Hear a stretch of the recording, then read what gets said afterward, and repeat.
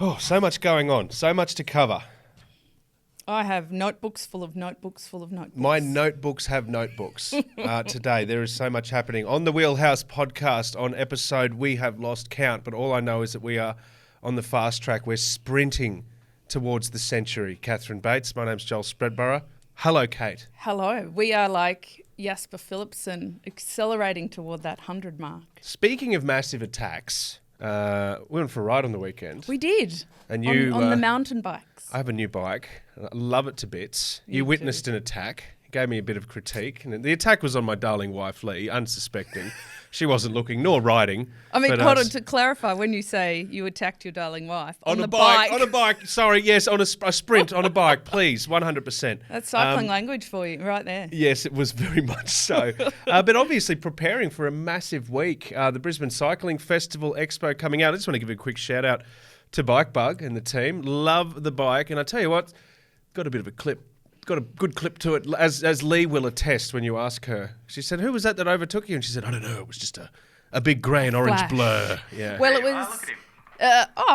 Good photo. Oh, there you go. Look, it was a different ride than we planned because there'd been a lot of rain, and so a lot of the single track was closed, and so we just had to take a jaunt around the fire trail. But I think that empowered you. And you know what? At the beginning of the ride, I was so thankful to Bike Bug. I thought they've given you so much joy by getting you a new bike. This is wonderful.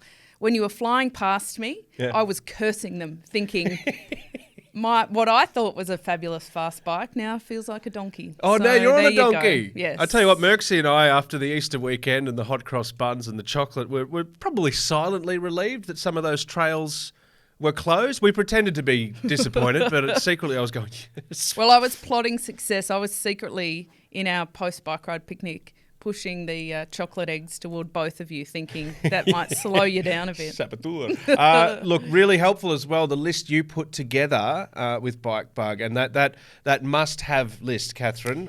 I, for one, am very grateful. Yes, I did a video yesterday to let people know that I've done it. It's very easy on the website. Like, you just go and it's all categorised.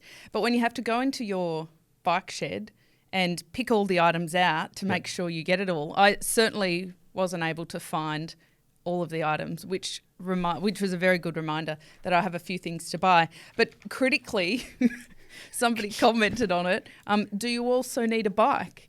And I thought that was a rather large oversight on my part. But I have assumed, I will say this, I have assumed that if you are lining up for the Tour de Brisbane, you already have a bike. You've got a bike. Anyway, the link is in our socials and show notes and everything. Go check it out and make sure you've got everything you need. Much do check it out. So much to talk about this week. We'll wrap up the Tour of Flanders and some of the, anti-surprises that happened there. Also some carnage in Basque Country on a much more serious note. We'll cover what has happened there and the implications of that as well. Paris-Roubaix is on the way. But first and foremost, really, really importantly, as you probably would have heard over the last couple of weeks, the NRS, Australia's 2024 series, wraps up in November. That'll be it. It will be no more. It will be gone. Some say the best domestic road racing comp we've seen in this country. More than 15 years of history. It's done. But guess what? It's being replaced with something new, something fresh, something different. The ProVelo Super League is kicking off next year, and it's being helmed by a former pro and a guy that they call the Everywhere Man. He just pops up everywhere in Australian cycling, the director of ARO Pro Cycling. And guess what? I'm just tickled pink to say that he joins us right now on the Wheelhouse Cycling Podcast. Matt Wilson, hello and welcome to the bunker. Hello, how you going, guys? Good. I nearly broke into tune there. I've been everywhere, man. Is that is that a moniker that you have given to you face to face, or is this just a media moniker? No, that was one article said that. It was a bit of a weird one. Yeah. had a bit of a chuckle about it. I got called a journeyman once. I don't really know what that means either, but anyway. Okay. I don't know. I like it though. We might. You might have to get used to it, Matt. We might. We might pick that one up. Thanks for joining us today. The Everywhere Journeyman. Yeah. Okay, we'll work on that. We love working on nicknames here, Matt. Let's talk about the ProVelo League. A lot of talk about this new league coming in next year. Let's get it from you. I think that's a pretty important source to go to. What's inspired it? I guess what's the gap in Australian cycling that you're looking to fill here?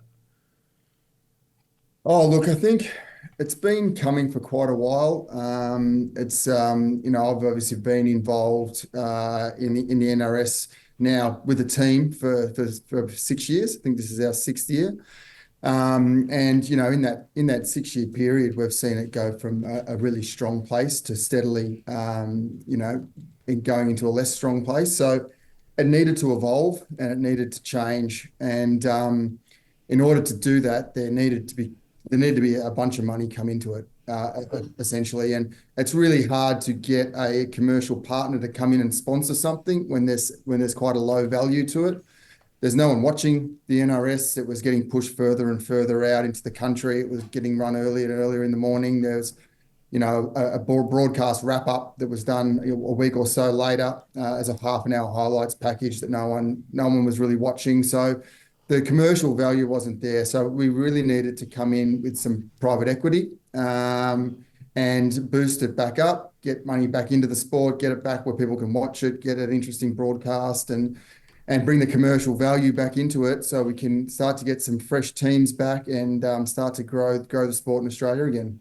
That's really interesting. I'm really looking forward to diving into this. I think we're going to go deep today with you, Matt. We've booked you for 3 hours. Is that okay? Because we've got a lot to cover. But while we've got you, I think we should also let's just go through some of the bibs and bobs from a massive week and come back and dive right into this. So can we just start with the Tour of Flanders? And look, how do we start other than saying, unless you've lived under a rock, you've probably seen what happened there. But there are some other questions to have come out of this. Now, let's just start with our tips first and foremost, Kate. Oh, yeah. I actually can't remember. Who did I tip? I think I tipped Matthew Van Der Poel in lieu of Wout. Yeah, in lieu of Wout. Or maybe Mads. Yeah, I'm happy to say that Matthew was, look, let's be honest, anyone can back a favourite, but I'm happy to say that, yes. When it comes to favourite backing, I'm happy to tick that box. Did you Merckx, think he came third? Well, before he got relegated? Yes. Yeah. I did kind of mock. Yeah, you mocked me, hung Merckx. shit on me. I did. I thought he had a very good ride. I did not think he could win it. I guess I was right there too. But actually, that raises a really interesting one. I'm really curious about the everywhere man's view on this, Matt Wilson. I rewatched the video, the relegation video, rewatched, and I'm so disappointed for him and heartbroken. Yeah. But I actually reckon it was a pretty fair relegation because while I don't think necessarily anybody would have fallen because they were literally sprinting in slow motion. It was like they had it on slow Pete when they were playing it back. Yeah. But the movement across the road was tremendous. Had there have been people coming at speed behind him, which he wouldn't have known because he wouldn't have been able to see, it could have been quite dangerous, which is hard to say given it's an Aussie and you really want to see him succeed. But Matt, what's your view on that? Because I think there's a lot of people, not many fence sitters on this one, a lot of people with very clear views. Yeah, look, I'm the same as you. It was, to come from one side of the road to the other is pretty extreme. And I've looked at the replay a million times, and I really think he did impede the guy that eventually came second. Was it Mazzato? I can't remember his name. But yeah, it definitely he was committed to go down the right and he had to quickly change and go down the left. And I think that probably would have affected him. But it's a line call. It wasn't super clear, but I think where he was robbed is, I think a fourth place would have been a fair relegation given the fact that group split in the sprint and no one else was impeded. I'm not quite sure why he was moved to 11th. Yeah, I think that's a good point because the regulations do state pretty clearly that you get relegated to the back of the group you're in. Yeah. And so, I mean, I guess they're the nuance. But as for the actual relegation, I think that's pretty firm.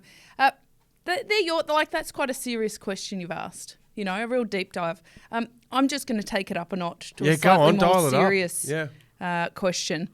There are a lot of photos with the fans, and there's so many fans. It's such a cool event, hanging over the edge of the barriers. Dangling a line of sausages. Yeah, okay. I'm so glad this has come into the conversation. I have Googled to a point where I'm now quite concerned about, what kind of spam I may receive on my phone. When you're typing in dangled sausages into your search, yeah, sure. Trying, Dutch sausages, Flemish, don't do it, guys. I've done it. It didn't work. I have no idea. Matt, do you have any idea what that's about? We call them the snag danglers. What's the go with the snag danglers, Matt? There's a lot of random things in Belgium there. I mean, you've got dried fish sellers and snail sellers and all sorts of things. So yeah, the sausage guy wasn't the randomest thing I've seen there. Oh God, that's concerning, isn't it? Yeah. Well, one of these images was taken and there were, I think, like 3 different fellas with lines of dangled sausages. Anyway, we'll move on. But it was on the Koppenberg. Yeah. And there was a fair bit of conversation around it. In the women's race, ultimately won by Longa Borghini, and this was a big moment for it too, actually. 90% of the field had to walk up because it was raining. They were very slippery. Crash happened right at the front. In the men, a lot of the riders had to walk up as well. People were saying, should it even be in if it rains? What an interesting question. How quickly can you make a course change like that if it starts raining race morning, that sort of thing? If it's a question of danger to the athletes, that's a different thing. If it's just a question of changing the outcome of the race and, you know, perhaps positioning and all that sort of stuff, I kind of think it's fair game. Matt, what do you reckon? Because I think that's it's very stressful for riders. You've ridden Flanders nearly 10 times, haven't you? Yeah, quite a few times. Yeah. Not quite sure how many. Yep. Yeah, I rode a couple of times, and I can say the Koppenberg, even dry, was not one of my more favoured routes. But I don't know, Matt. Do you reckon that it's fair game having something like that in, even if people are having to walk up? Like, because it's not necessarily the danger factor, but yeah, it's exactly right. It's not overly dangerous. It just adds to the colour and adds to the history of it. There's footage of people running up the Koppenberg. 70s and 80s. I think they used to have the team cars go up there, but I think it was Jesper Skibby that got run over by a team car up there because the car had slid back, if memory serves. So they now deviate the cars around the Koppenberg so that can't occur. I'm embarrassed to say that I've walked up the Koppenberg in 21 degrees and sunshine. It's such a tough climb, but as soon as the rain drops on there, you need a clear run. And you need traction on the road, and you need to be very good at handling your bike and strong enough to do it. And not many guys can. And you saw what happens as soon as you click out. You can't get back in. You have to walk to the top. But I think it's great. Well, so serious question. With all the changes in, you know, tyres, all that sort of thing, the different bikes they put together for these kind of races, wouldn't it potentially be an advantage in races like Flanders to go mountain bike shoe setup with a recessed cleat, so that if they do then have to get off and run, they have a far greater advantage than somebody on carbon-soled shoes and cleats? You got to weigh that up against what's the chances of actually having to do that run, and what's the length of run compared to riding 270k in a pair of mountain bike shoes. I don't know. I'd prefer to take the risk personally. I'm the shout out to any mountain bike shoe designers. If you could come up with something that does both the jobs, this could be a market opportunity. Yeah, I reckon so. Wheelhouse mountain bike shoes. And the everywhere man. I mean, Matt, you probably know some people who are in this industry, so we'll let you pass that one on with all your contacts. We'll have them on shelves in time for Christmas. I absolutely promise you that on the Wheelhouse Cycling podcast. Matt Wilson joins us, and let's move on to Scheldeprijs, because I think there was some interesting action there. I just wanted to, interesting results. But I'm just going to pause for a second. Yes. I want to give you a gold star. What for? Your pronunciation has improved out of sight. Thank you, Kate Herron. I appreciate that very, very much. No, honestly, well done. That's very kind of you. Look, a bad crash. We're going to have punctuate this episode with some talk of crashes, unfortunately, which is never something we enjoy doing, but it is something that happens. So let's start here. Lidl Trek's Ava Holgram, she's 19-year-old from Canada. Not really sure how things are going there, but on the broadcast, that was quite harrowing. You could hear the screams. It wasn't overly pleasant, Kate. No, look, it's tough, and there is a lot to talk about with crashes and the emotions involved and even the process around it. What is very clear from this incident is there needs to be more discussion around how much they broadcast and what they broadcast, because it was incredibly distressing to see Ava Holgram on the ground. She's the junior world cross country champion and cyclocross champion. So she's got great skills. I have just seen, like literally just now, they haven't communicated very well how she was going, but that she's just got a concussion. Mm-hmm. I don't say that lightly, but that is better than what it sounded like and Absolutely. looked. But it was piercing screams, and there are no updates. Do you agree with that? I reckon drama is what sport's all about. I know it's tough, but... Oh, No, I don't know. on this one, no, because I think... Yeah, I've got thoughts on this. Look, again, I'll do my little crossover thing, watching my Broncos last night, and our captain, Adam Reynolds, got hurt. And I hate the halftime when the cameras are in the dressing room. He was quite distraught, capturing those tears. I just don't see why there's a need for it when the action that we're already seeing is exhilarating as it is. Yeah, but how many people talk about how emotional he was and how awful it was? Like, that's what gets people talking. It's entertainment. News.com readers love talking about it. I'm not. Yeah. I mean, no. And I think even hearing what the parents go through, like having my mum and dad tell me about what it was like for them watching or knowing or not knowing, I think that's a bit of a different one. There's a lot to talk today, as you said, Joel, about crashing, and that's unfortunate. But I'm curious, Matt, like they've got Monument in Flanders, Monument in Paris-Roubaix, and then they've got races like Scheldeprijs in the middle, which are just, nothing short of a shit show in terms of potential injury.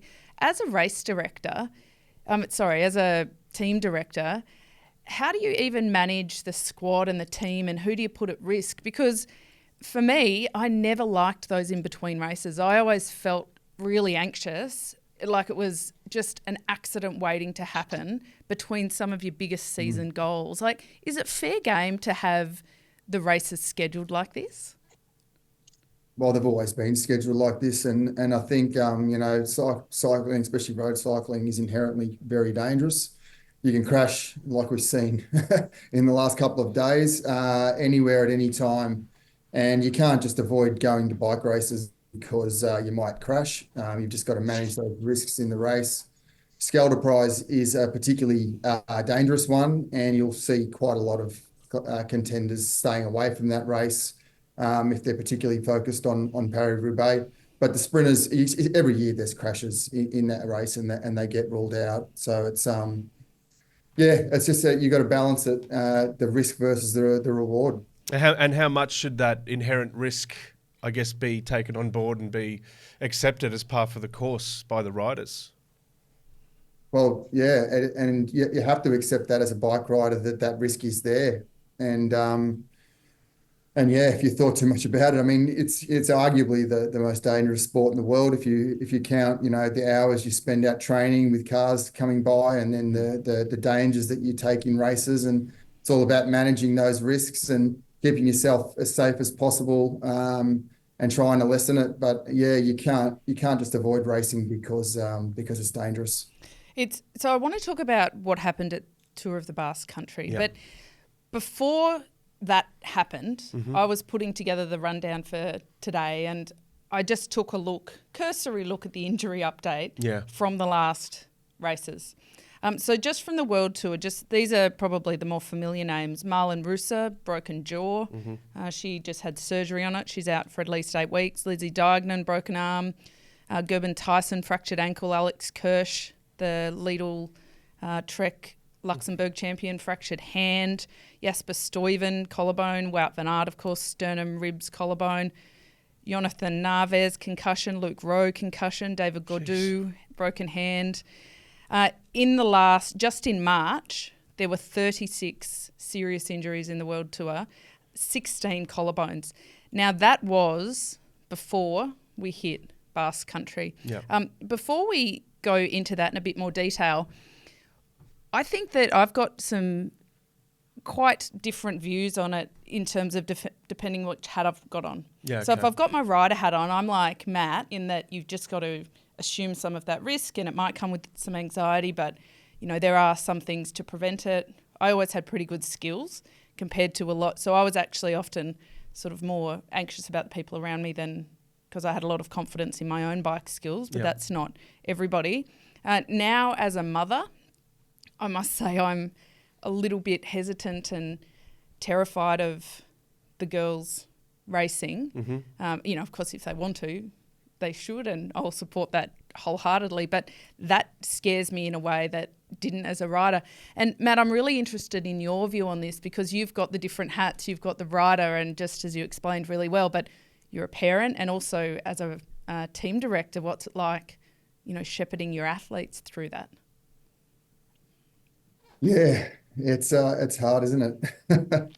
And I'm a bit like you, that if my kids decide to take it up, I'd be part of me would be really proud and really excited, and a part of me would be absolutely terrified. But you know, as you go through the stages in life, I remember as a young rider, you know, this is pre-helmet rules. I did Paris-Roubaix with no helmet on and raced everything, and you never ever considered any of the repercussions of falling off. But then you get older and you get more aware of your mortality, I guess, and you start to see more and more crashes happen, and you start to think about it, and things change. But I guess, like I said before, you sort of accept the risks as a rider, that it's a dangerous sport. That injury list that you just rattled off is startling when you put it like that. And, you know, there's talk, is the peloton more dangerous than it used to be? And I don't know. At the end of the day, I think what is certainly true about racing nowadays compared to sort of 15 years ago, riders are coming into the World Tour a lot stronger and a lot more physically equipped to do the job, but with a lot less skills. They're turning pro at 18 years of age or 19 years of age, and they've done, you know, maybe 30 or 40 race days prior to that, and they're suddenly racing in the World Tour. Where in the past you turned pro at 23 or 25, and you'd had 100 days a year as an amateur for 4 years, and you come into the World Tour with a lot more experience and a lot more ability to handle yourself. So the bunch, in essence, is becoming stronger, but less experienced as a whole. And I think that's at the core of a lot of these crashes. And it's just they've obviously got to work through the courses and make sure they're as safe as possible. But it's a risky sport. Well, just quickly before we move on, we don't want to linger on it too much, but at the Basque Country, obviously, horrific crash. Jay Vine, we are sending all the love in the world. He has 3 vertebral fractures, 1 in his neck, 2 a little bit lower down in his cervical spine and his thoracic spine. Now, they say no neurological injuries at this point, which is incredible, which points to a full recovery, but I think that'll be a very long-term work in progress. Obviously, that has further implications outside his family, because Bree's, you know, also quite heavily pregnant, so sending our love to her. But as one of Pogacar's henchmen for the Tour de France, there's the impact. Remco Evenepoel is out for a solid amount of time with a broken collarbone and scapula. It looked like Roglic was injured, but he got out of it okay. No real reported injuries. But Jonas Vingegaard also broken collarbone and 8 broken ribs. Wow. Who knows how long it'll be back. It'll certainly rock his confidence, if nothing else. So just one more question on this, because I'm really interested, Matt, in your view, and I know Merksy and I were talking about it this morning, is what impact will this have on the rest of the season? I mean, it seems like everything we thought about the Grand Tours to come is now like rip it up, chuck it out the window, start again. Yeah, it's going to take a while to digest, you know, what the implications of that particular crash were. But certainly from a GC standpoint, everything's suddenly a lot more open, and it's going to create a lot of opportunities there. And it's not the way that, you know, riders like Pogacar would want to go about their preparation now. But, you know, he had to come back from a big injury last year to come back to the Tour. And it looks like, you know, Vingegaard now will have that same challenge. So it's certainly going to be interesting. Yeah, sure. I just want to ask one quick. Okay, so we're talking about, you mentioned earlier there are certain precautions in place, and yes, there are, of course.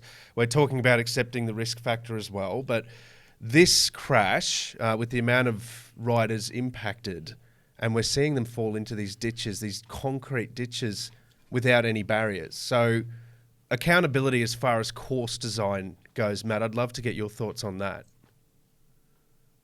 Yeah, again, a difficult one. I mean, I've never seen that particular spot with that concrete look like a bunker. the concrete bunker that they fell into with rocks everywhere, and to have all the best GC guys in the world involved in that same crash was a freak occurrence. Yeah, but certainly whoever did the course recon there, you would think would have flagged that and put some sort of precaution there. And I think pro cycling is getting a lot better at that sort of stuff. You're seeing it pop up more and more. And but I think there's certainly appears to have been somewhat of an oversight there. Yeah. At least someone on the corner warning people of the dangers of it too. But we weren't there. There might have been, that guy might have punctured his front wheel or something in that corner that made him slid out, that caused the effect. The corner itself may not have been particularly dangerous. It may have just been something happened. Oh, a horrible incident. And look, we'll stay across, but hopefully everyone involved makes the speediest possible recovery on that. Confusion as well continues on the head sock rule. That's a story for another day, but gee whiz, I can't make sense of it. I mean, that was the story from Basque Country until it wasn't anymore. Until it wasn't, yeah. Let's get into it. Matt Wilson, now we're here, we're talking about the end of the NRS, but the rise of the ProVelo Super League, and we're very, very grateful that you've joined us to give us some insight on this. Let's talk about road cycling in Australia, and you alluded to this earlier, that the growth and the development and the support for riders in Australia. What are the initiatives? What are the measures you're taking to foster this growth with the new series? We need to make this commercial again, and we need to bring sponsors back. And unless we do that, unless we can make it commercial, then domestic road cycling is going to dry up in Australia. And what's the effect of that? Well, then there's a pathways issue. How do people get introduced to cycling? Where do young riders learn? And then how do they make that transition to Europe? And we're already seeing young riders having to make the decision to go to Europe as high school students and go over there to race because there's a lack of racing in Australia. And that's a tough decision for, a university person to make if they're going to go to uni or be a bike rider. But for a young kid to decide on school or being a cyclist is crazy, really. So we need to create pathways, and we need to make sure that we have a healthy road cycling future. And, I don't see this as the end of the NRS and the start of something new and there's any sort of failure there. I think this is an evolution. It's an evolution of the NRS. And, a lot of the top events from the NRS will be included in the ProVelo Super League next year. How's the reaction from the community been? We've heard a little bit of noise in here. We talked about it with your friend and co-director at ARA, Hank Vogels, last week. But have you had much feedback since the announcement about what the broader cycling community thinks about the plan? Look, it's overwhelmingly positive. I mean, everyone's just so excited that there is a strategy in place and that there's going to be something fresh and exciting coming back to road cycling. There's, obviously we're at the very start of this journey. It's taken a long time to get here. And then we have a long way to go. We're under no illusions about that. And there's a lot of people that don't really understand, or we still need to consult with them about how it's going to work. So some people are still working through those issues. But, the support and the excitement from the vast majority of people has been fantastic. I want to ask you about the inclusion side of it. We're often lamenting the lack of exposure, the lack of love given to women's events on the calendar and the classics and whatnot. You've got big plans for men's and women's competitions. How do you plan on making sure we've got equal representation opportunities for male and female riders, Matt? So everything within the PSL, it will be equal in terms of media coverage, prize money, everything. I guess there'll be 6-person teams at each event, and that'll be the same across men's and women's. So, there'll be complete equality. I hope that at the moment, there's always more men's teams registered than women's teams, and we get more men's riders than women's riders. So that part's out of our hands. I really hope we can get a full women's field on the start line and more women's teams registering. I've had calls from a couple of people that really want to start a team and get a team in the league, and they're committed to both men's and women's teams as well. So, yeah, really excited to have that. And look, we've obviously had ARA Skip Capital now. It's in its sixth year, and we've had women's teams in one way or another every year of that journey. And now we have complete equality continental teams across men's and women's as well. I know Merxie's going to be listening intently here because one of his greatest bugbears is coverage, broadcast quality. Everyone knows that sports need TV dollars. What's going to be different with this competition? The coverage and the broadcast is absolutely critical because until we can get people watching it, then sponsors can get a return and we can get a healthy, vibrant, sustainable cycling economy back. So in order to do that, and we need to be really honest that in Australia, cycling's a third tier sport. And within that sport, we're talking about a third tier competition. So we can't hide that fact that is true. But what we can do is create a really interesting broadcast package, and we're committed to showing every race in the series at least in part live.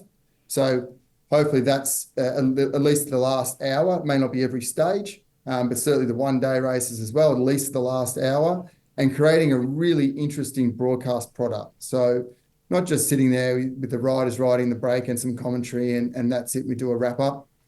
We want to create stories around the riders, and I think that's what's going to get the audience in. And the goal in the beginning is to capture the Australian cycling audience first. So everyone out there that's watching the Giro and the Classics, Tour de France we'll put aside because that's a different audience, but all those key cycling races around the world, if they're in Australia and they're watching those races, we need to create a product that they want to watch as well. So if we can capture them, then we're on the right track. And I think driving stories around those athletes, around the teams, is really the key part of the puzzle. And we want to capture a lot of content and use that during the broadcast so people can learn about those riders and where they come from, what their hopes and ambitions are, and just do the broadcast in a different way. We've got a plan to, if it's possible, mic up some of the riders in the race to give an interesting perspective there. We want to have cameras and microphones in some of the team cars as well, where we can link up with directors and hear what's going on there. Any way that we can to create an interesting broadcast package to get people watching. Yeah, because sorry, Kate, but there's heaps of amazing characters in cycling, and you can see that with their personal social media. But they're always stuck under a helmet or sunnies, so it'd be good to see more of them. That's right. And, most of the young athletes nowadays, they're so savvy with that sort of thing on their social media. They're not afraid of sitting in front of a camera and talking about themselves. And so we just got to draw that out of them. We're going to put together a really great social media plan where we can talk about those stories of those riders and pump it out. And so people start to understand a little bit about them and, really create, so heroes and villains and, different stories around the teams, around their team culture and where they've come from, and hopefully create something interesting. Well, Matt, just in case you need, I know two people who are quite interested in, creating content differently for the fans. So you can just pop that on the in the back of your mind. Now, serious question. A lot of people, I come from a track background. A lot of people on the track side have been asking the question, what does this mean for the track season? And for some of the existing events, the long, some of our oldest races like the Austral. Did you think about scheduling in that regard? Have you talked to Oz Cycling about potential overlaps and whether there'll be any meaningful impact to those athletes? Yeah, absolutely. We know it's really hard to make everybody happy, and it's really hard to create something that's going to work for everybody. So, that period of time we're trying to run it between January and the end of March, April is obviously a tight package. A tight time frame, and there's a lot of cycling going on there, and it's going to get even busier now. But it doesn't suit anybody for us to clash. So we just need to work together with the calendar to make sure that we don't have any clashes. Like I said, it's going to be busy for a lot of riders, and I guess that's a good thing. Looking at our calendar and how it's gone this year, I think Track Nationals is just one that we have to schedule around for sure, and Bendigo Madison as well. We've just got to talk to that event and make sure we schedule around it and there's no clashes. Austral, I believe, is in December. Is that right? It has been. Yeah, I think one of our listeners pointed out that they were looking at changing dates, but now this would change that. But that's really great what you've said in terms of even mentioning the Bendigo-Madison, like making sure that we can create this beautiful symbiosis between all of the different disciplines in Australia. On that, it kind of creates this really bumper season, which, by the way, I think could be really great from a broadcast perspective. Like, you've got a lot of people already tuning into sport in summer in Australia, so I think that that's a real plus. But in terms of winter, Hank, when he was on, mentioned that that's an opportunity for riders to then head to Europe, and for riders who are only interested in being domestically based, it means that, they can get on with their jobs and do normal things and it not be such a balance. But Matt, since you are the everywhere man, people have also been asking about what are we now going to do with the winter? Is it just going to be like a big hole in Australian cycling, or is this another opportunity for you, because you seem to have lots of room in your diary, to maybe do something even like esportsy, so people don't have to train out in the wet and cold, but can still get that competitive progression? The reality is that the NRS as it is currently, there's a couple of events through that period. It's not really enough to sustain a rider trying to develop and trying to make a career out of it. So there needed to be a period of time where they could go and pursue other things. What fills that vacuum, what fills that void, we don't know yet. I've already had some conversations with teams talking about, targeting state-based competitions around Australia, and potentially, this will give them an opportunity to bolster up that side of things. There'll be more teams, hopefully. There'll be more riders.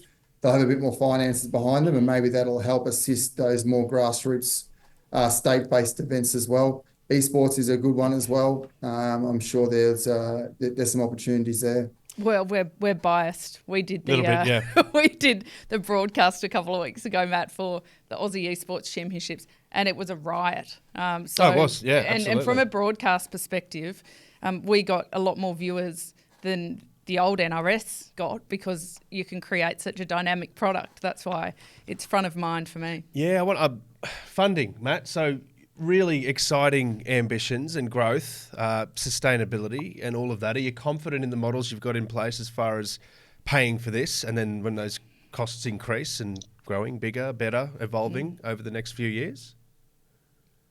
Yeah, look, we've got 3-year, 5-year, 10-year budgets going at the moment. But, when you look forward that far, you never know where the world's going to be at that point. But we're very fortunate to have Jerry Ryan involved in cycling in this country, and he was the first person that we went to with this, and he's backed it immediately, and he knows what's necessary to get this back and back going well and back into a healthy state.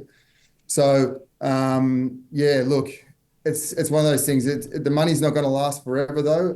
What's important is that we need to get eyeballs back on this. We need to make this commercial again. And, as long as we're heading in the right direction, there's time there to make it work. We all understand it will take time, but it's not going to last forever. If we don't get the cycling community, especially backing this, if we don't get eyeballs back on it, if we don't get commercial partners back involved in the sport, Jerry's not going to pay the money forever. So, we need to make it work.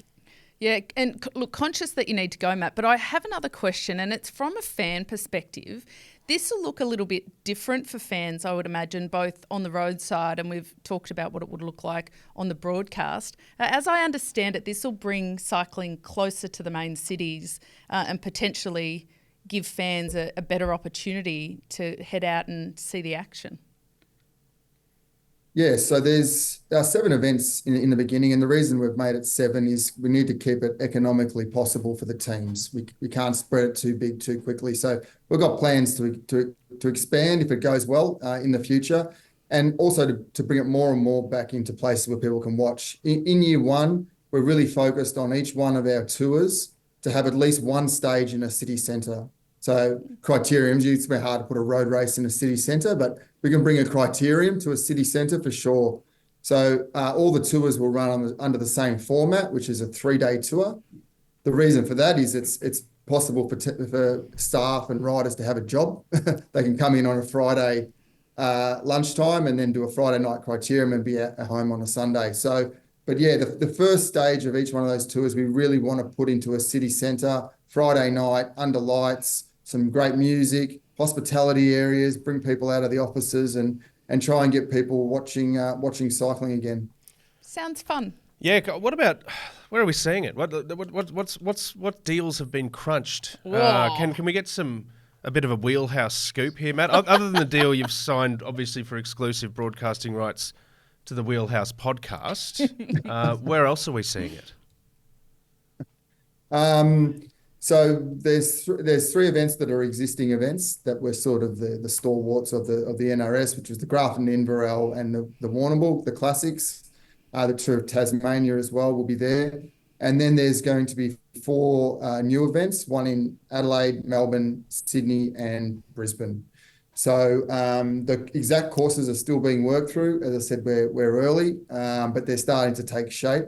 Can't give you any exclusives at this point, but it's taking shape. Dang it! Well, you tried. I did try. Does it start with S and end with S? Does it start with S and end with N? No. Does it start with N and end with it? No. Okay. All right, fair enough. Hey, Matt Wilson, really, really exciting times and some good insights. So it's an ambitious initiative, but it's a thorough one. It's a comprehensive one. I wish you all the very, very best with it, Matt. Yeah, thanks a lot. I really appreciate that. Yeah, I agree. It is ambitious, but like I said before, if we can get the cycling community behind it, if we can get people excited, and we can bring some sponsors out of the woodwork, it'll work. I'm sure. Well, we'll let you go. I know it's school holiday time, so you've probably got some, bike skills sessions to run with your kids or something. No, jokes. Thanks for joining us. Thank you so much. Thank you. Okay, Matt Wilson there. Now, I love that chat about major city crits, because wink, wink, nudge, nudge, we'll be doing a few laps of the Brisbane CBD in a week or so. I'm really interested in that, and the city's coming on board, getting behind it, but it could become something that becomes that staple that Tour de Brisbane, that staple that Tour Down Under, that sort of thing. He mentioned Warnie, he mentioned those events that have already got their place, but that building on that and having that as a base, it's extremely significant. Well, I must say, when I first heard about it, there were people saying that some of the long-standing premier events like the Grafton to Inverell wouldn't necessarily be included. Yeah. And I felt like amazing initiative. The NRS as it currently stands is reasonably dead, so good. But then when I heard that, I was like, but you can't take away the history. Yeah. And look, my dad brought home a koala from the Grafton to Inverell that he won. It kind of looks like a taxidermied koala. Okay. It's not. It's meant to be a plush toy, designed back then, maybe not as plush in the early 80s. But so that really got me at the heartstrings, and it reminded me that there's a lot of our cycling community here in Australia that's got a lot of history and a lot of heartstring attachment to the races. So it's good to see them keeping that. What did you think, though? What do you think? It sounded good to me. Like, I love how he wants to have more access to the athletes, miking them up. Like, that's what it's about. Oh, it sounds great. That's cool. I just am crossing fingers, toes, and also, throwing my support behind it as much as I can to capture this opportunity. Absolutely, and that's what big ideas, big opportunity. Yep. Let's everybody get behind it to make sure that we can be part of the change to a new, really a new footprint for road cycling in Australia. I think obviously the equity side of it between men and women, but also the personalities and tapping into that. And I think making sure that the athletes involved, the teams involved are up for that and are up for sort of showing some candid sides of themselves, some humour, a little bit of animation. Let's not have robots in there. Let's try and create something where we can hear what they're actually thinking. And I think it is the sort of thing that can catch on. And as Merksy alluded to earlier, like it's that kind of insight and that kind of, this is what these guys are really thinking at this time. And I think cycling stands out from other sports in that we see it all the time, where you don't need to say, tell us what you really think, guys, especially over in Europe, because they absolutely do that. Let's give these guys the confidence to do that. Let's give them the platform to do that as well. And we might be onto something super special because, like he said, it's not that top tier sport at the moment, but it is at the same time one of the most exhilarating, the most dangerous sports that we have on planet Earth. So if we can harness the personalities within, hello mainstream. Yeah, I agree. And there's always this interesting juxtaposition between the athletes getting a lot of media coverage and being really familiar to the community because of what they achieve versus the athletes who, if you comparatively look at their results, maybe haven't performed as well but have a huge media profile because people know who they are and they go on the journey with them. And sometimes the athletes who are performing really well get a bit annoyed at that and think like, why is everybody focusing on them? They're finishing at the back of the pack. But it's about giving people what they want, giving the fans what they want, giving that accessibility. And, you know, so I think the riders also, you know, my last point on this, the riders also have a responsibility to step up with this and be part of the progress to change. I could not agree anymore. I think it's a huge part of it, and whatever support they need in doing that and wrapping their arms around the fact that you guys are the ones that are going to really sell this. It can have all the investment and all the logistics behind it, but at the end of the day, people are coming to watch you ride bikes really, really fast. Merksy, you're in the know. You don't have any intel on broadcast other than our exclusive deal. No, I mean, it might be on Wheelhouse, you know, video app. I'll chat to Matt later. Exclusive vision. Yeah. TWHN, the Wheelhouse Network, launching in 2025 alongside this. Look, hasn't been made official yet, but just watch this space. Look, all in all, Catherine and Merksy, I think it is not at all a bad idea. And the reason I do that is because the goats are out. And you know when the goats are out that it's Paris-Roubaix time, Kate. It's my favourite thing about the week before Paris-Roubaix. Isn't it? They get the goats out. The goats are out! I couldn't help myself. I put a video up of the goats being trolleyed out at Paris-Roubaix onto the cobbles with the music overlaid, you know, high on a hill all alone with a goat. I won't Reminds me of Troll DJ. You're taking me back to the Troll DJ. It makes me smile so much. And look, with Chicks Who Ride Bikes, we did mini goat yoga, if you recall, and the goats literally climb on your back. Like there's something universally kind of enjoyable about goats. What is it about goats? I don't know. But the goats are out, which means Roubaix is nigh. And actually, Merksy asked me, why do the goats go out? Like, why don't they just clean it?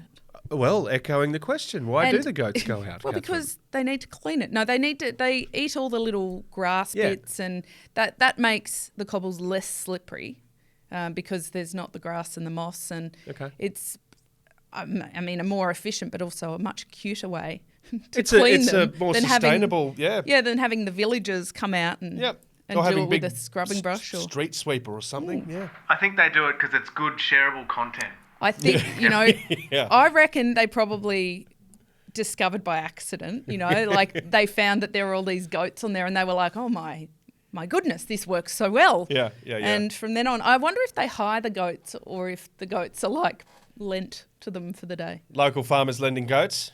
Well, maybe. Why not? I'd get behind it. If I had a goat, I'd lend it. If you had a herd of goats, you'd say, have my herd, just have them back before supper. One, many, whatever. Couple of course changes ahead of the event, Kate? Well, one particular one. This is kind of hand in hand with the injury chat that we were talking about. So Adam Hansen, who is with the Riders Union, representing the riders, they've been long talking about how to make these races safer. And it's every race. It's not just Roubaix, but going into the Arenberg Forest, it's a straight run in, and it's always just a hot spot for accidents. And so often accidents happen in the first 50 metres of the cobbles because they hit it at such speed. Yeah. And so they've come up with a number of different options and how to make it a little bit safer in the lead in. And they consulted with the athletes who do the race, and this is an important point, not the broad cycling world tour community, not the riders who don't ride Roubaix, but the specific rider group who have and will and do ride Roubaix because, they know the specific circumstances.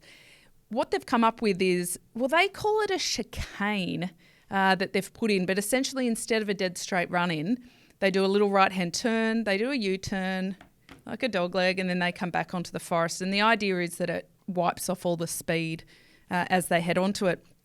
What's been really interesting about this, a lot of the riders voted for it. So to be clear, this was done because the riders wanted it done. But I've been really interested with kind of the armchair warriors and people saying they're fans or quasi-experts or whatnot, really critiquing it, because there's a very big place for fans, right? You have to build, we just spent all this time talking about building a product for the fans, but I don't actually know where fans get some legitimate buy-in to a small course change done for safety. Mm-hmm. I don't understand why so many people think they have better ideas. I understand that when you cast the net wider, you might have some interesting ideas and different thoughts on it, for sure. But I've seen so many people saying this is crazy and really hating on Adam Hansen and heavy criticism. Like, the poor guy, he cannot win in his job advocating. It's a thankless role. But to me, I think there is no perfect solution, but this offers something that then the riders have to take a bit of responsibility too. If you go into a hard right-hand corner and a U-turn as fast as you possibly can, then maybe we should stop talking about course design and start talking about rider responsibility. Mm-hmm. So, I don't know. It's really kind of got me... It's really annoyed me a bit, I have to be honest. You don't like it? Well, Adam has don't. taken to social media. CPA does not support TV coverage to continue to film riders when they're down, out of respect to riders who've fallen in a crash. So it's a topic that, It is. And again, he's being ripped apart by that. Yeah. People are criticising him, saying that's how parents, in other countries get information. And I'm sorry, but if that's how your family is getting information, by seeing you lying on the ground with no updates... I disagree. Oh. But he goes on to say riders have reached out to me to ask if we can make this a rule, and we support that. I'm all for it. But to pick up on Merckx's kind of disagreement on this one, there's all these people that happens every year at Paris-Roubaix who really desperately want it to rain. Yeah, it's trauma porn. And they want it to rain because there's more carnage. But the riders. What about the riders and the horrific injuries that they suffer? All right, well, but who judges what's horrific and what's not? And also, when they don't show something, you automatically think, oh my God, this is really bad. Oh, but who decides what's horrific and what's not? I mean, I get what you're saying, Merckx. I'll do the cross sport thing. I'll point to Formula One. When there's a crash in Formula One and you don't see any pictures of the crash, you absolutely assume the worst and the most relieving thing. And drivers say this. Other drivers on the grid will say the best, the most relieving moment. I shouldn't say best because it's a very grim situation, but the biggest relief comes when you get that shot, because that shot confirms that they're okay. But that's different. That is different to zooming in on a distressed, injured, stricken athlete. That's my point. But I work on the NRL and the Test cricket, and as a rule, if something like that happens, the director will say, zoom out, go wide. But they never tell you to turn the cameras away. As soon as you start doing that and someone controls that, I think that's just bad news. Yeah, I understand that. I mean, I personally think the way to do it, and I'll make it sound easier than it actually is that to ensure that all commentators doing any coverage have access to race radio. All updates go as fast as possible to race radio, which the directors get, which everybody in the race gets. Then the commentators also hear that. So the commentators can provide up-to-date and accurate information on the riders to anybody watching or listening. Sure, but that can't be up to the commentators, Kate. That's got to go through the producer of the broadcast. Well, they have to make that call. Well, sure, but I mean, I guess the alternative though is these lingering shots on, and I say this as a commentator, lingering shots on somebody not moving. Like what? And you don't know what's going on. You're terrified and mortified and having almost post-traumatic stress, anxiety, having lived through a number of these sorts of things. And I don't think that's reassuring to anybody watching. But if you were able to say, move on with the race and continue following the race and say, we've had updates of X, Y, Z, then, look, maybe... Well, the race was stopped in this one. Yeah, and look, I think there are ways to convey the drama without specifically going in on that. There is a lot of uncertainty. There's a lot of race officials scrambling. There's a lot of pictures that you could probably find that can give you the sense that there is something really, really hectic and don't go anywhere because this is going down, happening.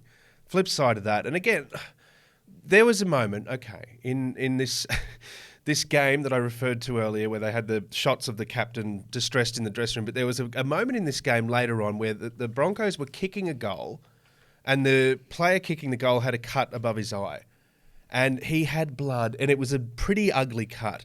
And the blood was absolutely streaming down his face and it was a very stitchable wound. And I was looking at that going, there was no real drama to be gained from that particular shot either. But they seemed to be sort of going in and in and in. And it actually got to the point of being a little bit squeamish. He wasn't unconscious or anything like that. He was fine. He was playing on. Had to go to the blood bin after that, obviously. But that was one where I'm like, where do you draw the line on stuff like that? Because that was just a picture. Surely your director is going, guys, there are kids watching. There are families in their living rooms. You don't zoom in on them, you zoom out. Yeah. But yeah, I mean, I take your point, Mercy. Yeah. I just difficult balance. It is a really difficult balance. You know what's not difficult on the Wheelhouse Cycling podcast? Excellent giveaways, and we have one, and I'm so excited. Mercy has got a bit of game show music for the occasion. Yes, that's right. Just by listening, sharing and subscribing to the Wheelhouse podcast, you can be the proud owner, Catherine, of a Corsa Pro, a set of Corsa Pro tubes. Yeah. A set, yes, of tyres, limited edition. They are the most winningest tyre of 2023, and if Matthew van der Poel continues his season 2024 as well, it's been drawn.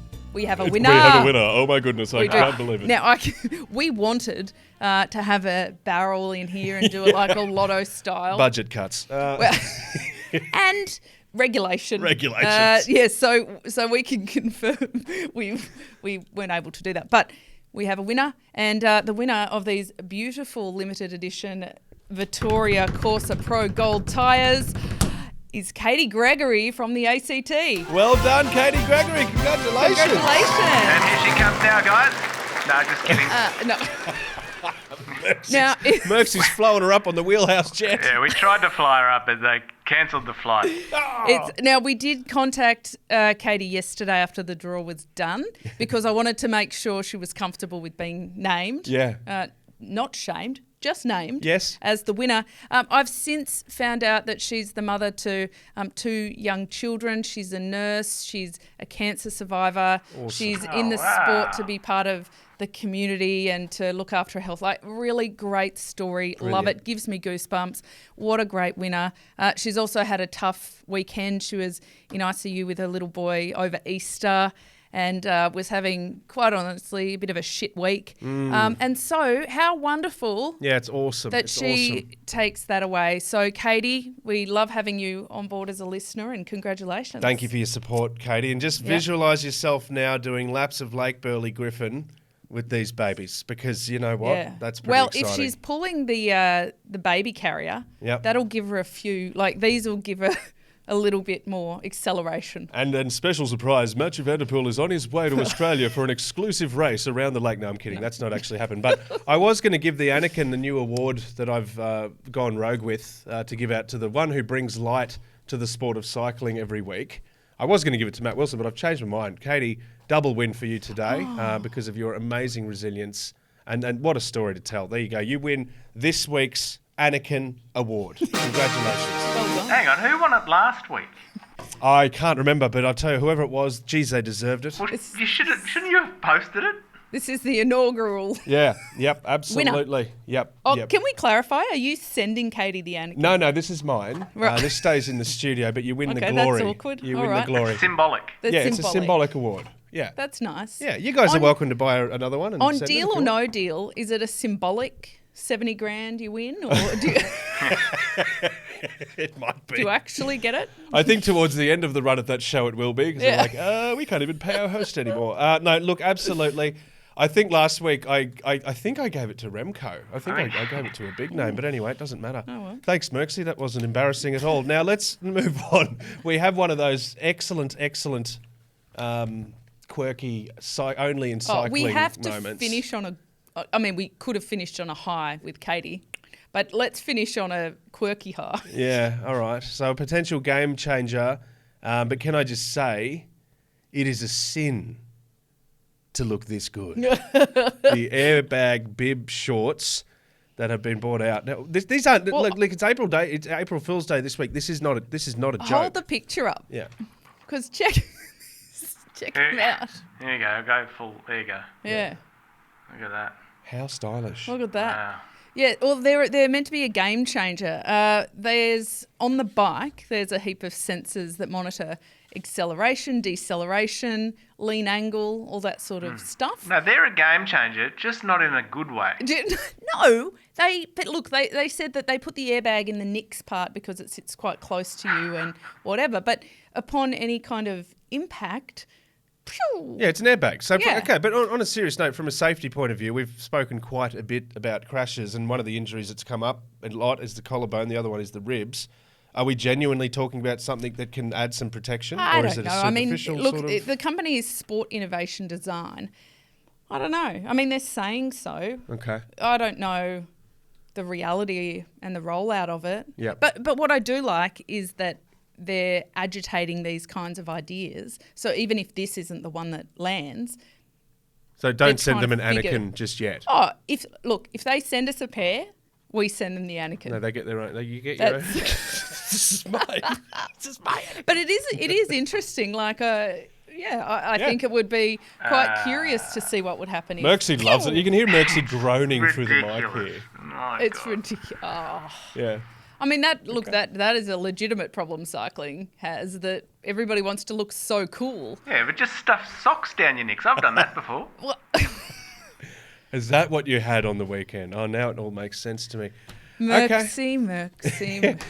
No, we want to see good pictures. We want to see cracked ribs and collarbones, but that's all right. Look, it's interesting. The airbag bib shorts are this week's garment of the week Did on that the come come out Wheelhouse on podcast. April Fools? It did. Oh yeah, I'm Surely. curious. I am It genuinely is not curious. an I think it is. April Fool's. It's a legitimate product. It is a legitimate All right, product. Okay. But look, at any rate, if you want to head to BikeBug and use the code Wheelhouse, you can get 10% off what they have there. They don't have these. I was going. Okay, so For yeah, a very good reason. we'll ask them. Yeah. Is this in a future inventory order, the airbag bib shorts? But no, look, you know what? Let's stay across it. Unlike me with the Anakin Award, let's stay across this one and see if it is Okay. actually something that can add an element of safety. All right, because we'll this check whole back in. the tone of this rather jovial discussion could change if it is something that has a positive It impact. could. But I'm kind of with Merksy at this stage. It's highly fashionable, right? We're going to wear them into town this weekend, Merksy. Yeah. You're wearing it right Yeah. now, aren't you? I'm doing the sock thing at the moment. I knew it. Oh. I knew it. Anyway, it's been fun. I'm not prepared to put socks down my necks. So if that's the solution, You've still got the I'm steaks out. down We've there. got the rib fillets. The rib fillets are there. It says, how much room can we have in our nicks? Anyway, it's the Wheelhouse Podcast. Like, share, subscribe. Massive shout out to Matthew Wilson for his time today. And for anyone in Brisbane, plan to come and see us at the expo next week, because Brisbane Cycling Festival, there is an expo 3 days, Friday, Saturday, Sunday. Joel, Yeah. we're going to record there on Friday afternoon, so drop on in. But we're planning quite a magnificent little display. Yeah. We're recording there, are we? Yes, we are, Merksy.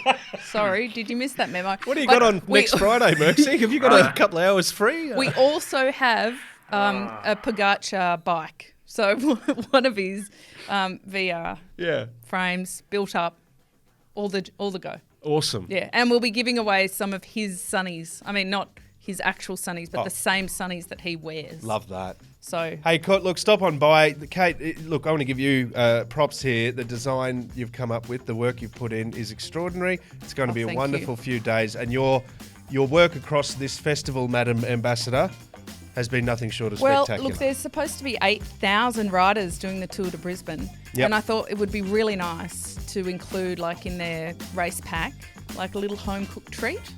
I like it. So it's school holidays. Yep. So the 4 kids, Merksy and I, we're going to start baking mini muffins tonight. Fabulous. We've got 8,000 to bake. Easy. Wish us luck. Well, no, it's 7,999 because we forgot to tell Merksy. So, Well, and they've got to be gluten-free, so, you know. all right.